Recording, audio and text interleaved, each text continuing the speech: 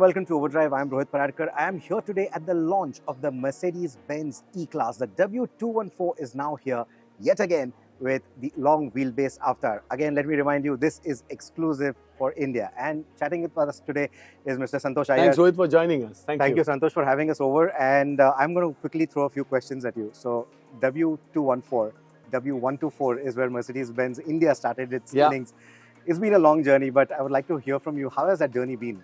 No, this is a special car. The E-Class actually symbolizes luxury in India. You know, you have more than 50,000 E-Class customers in this market, and that means also a lot of responsibility on us. So way back in 2014, when we were discussing the long wheelbase, which we launched in 2017, it took us 3-4 years to start planning. First is, of course, we had to convince us and, of course, the headquarters about the rear seat dedication in India, why it works, why it should be a game changer. And finally, once we were all convinced, we went all in. Of course, it was very complex in terms of supply chain. Half of the car is made in Germany. Some parts we have to get from different markets. But somehow we managed that. But when it comes to the successor now, the responsibility was even much bigger because, you know, there has been always trying to see how others can also come in this segment. And therefore, what we said is, let this be the benchmark. We equipped it with whatever is possible. I would say right from the center airbag to, you know, on the safety side, to the hyperscreen, nothing was left as an option. Also, the learning here is, you know, from a rear seat dedication, we also got a lot of feedback from customers that, yes, I drive on weekends and these cars are great to drive, but there are customers who drive all days, you know, and they also have, they buy the E-Class for the family. It's a great car. And then we got the 450 for them, so that also ticks the boxes and they are able to offer. So I think we have loaded all equipment.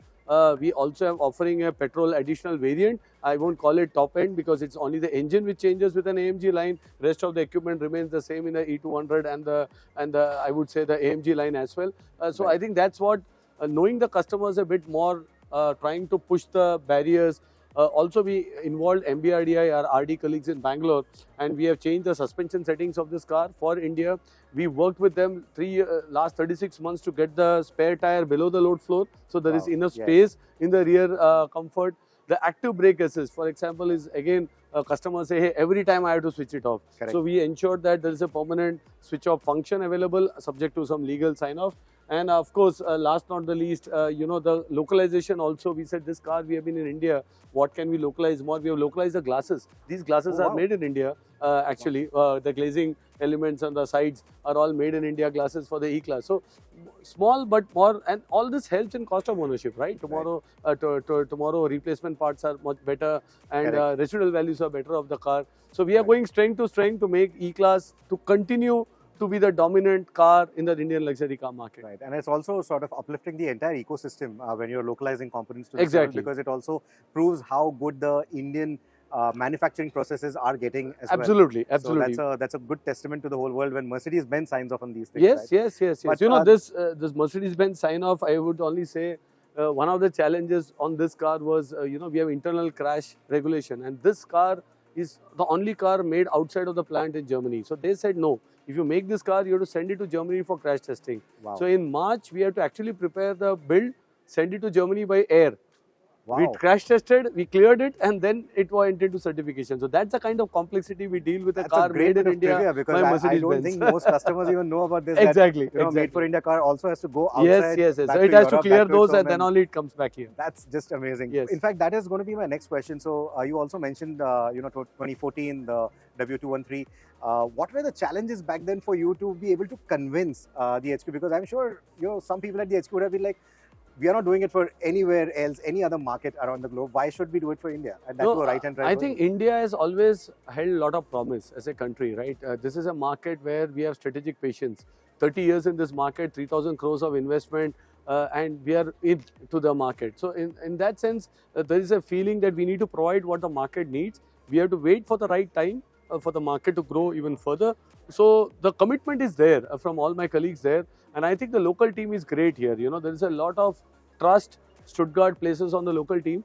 And I think that's a relationship. And of course, it's the responsibility of the local team also to live up to that trust. And we have done that successfully for many years. and therefore I think the proof of our success in India lies also a partner ecosystem. We are very mature franchisee partners. Couple of them started with a garage, with a small workshops, Auto Hanger in Bombay, or Right. if I say Adishwar in Hyderabad, are examples of small workshops, and then they becoming, so they know the cars, they know the product, they are much more into customer interaction. So therefore we built a lot of trust back in headquarters, and therefore we are able to get sign-offs. That's superb. So was it relatively easier doing the W214 long wheelbase So now that you had the yeah, proof of the concept? question in 214 was not whether you need a long wheelbase. The Right. question in 214 was what strategy you adopt. Do you go for a stripped down car because the price is going up? It's a competitive market. What do you want to do? But as DNA to Mercedes-Benz, we said no, we will not take out hyperscreen. We won't take, maybe as options are different, but the standard car should have everything that a customer we can get in India. So we loaded and configured, and that discussion was intense because you add more cost to it, the car as well, to add more content. But I think we were quite successful, and we are quite proud of what we have launched today. That's superb. And what is the best-selling model for Mercedes-Benz India? Is it It's the E-Class, undoubtedly, yes. 20% of our sales are from E-Class. So Right. it's our core. As we said, this is the heart of our brand in India as well, and worldwide as well. Superb. And you also mentioned in your presentation today that you have also achieved 6% EV sales out of your entire Yeah. portfolio. That's again a very big number.